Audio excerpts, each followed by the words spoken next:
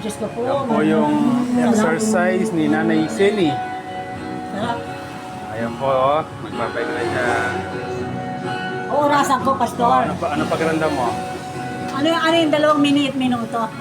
Kumusta yung ano natin? Yung session Halimbawa, natin? May pagbabago ba? Alas 12:05, alas 12:10, gano'n. May pagbabago sa ano mo, sa tuhod? Dati, masakit siya.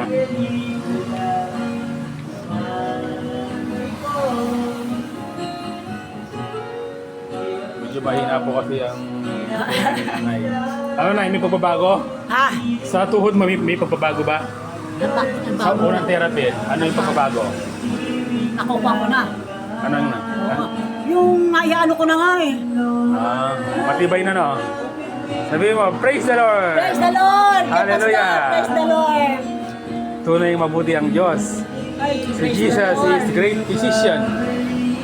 Siya ang ating tunay na manggagamot. Praise the Lord. Yan. Sige pa, Pastor. Sige pa. Oo. Ganyan lang, no? Kaya lakasan ka. Huwag mo lakasan. Hinay-hinay lang. Mabagal lang.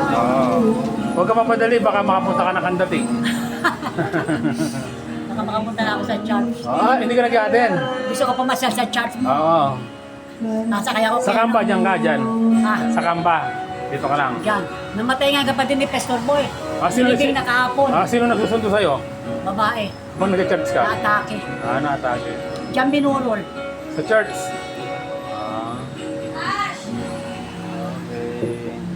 Sabihin mo, thank you Lord.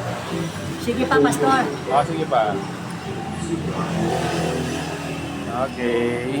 Yan po yung PPT ni Nanay Seni. Yan. Kasi po yung tuhod niya, hindi niya may tulog niya. Kumiti pa rin siya. Tuhod. Nahirapan po siya maglakad.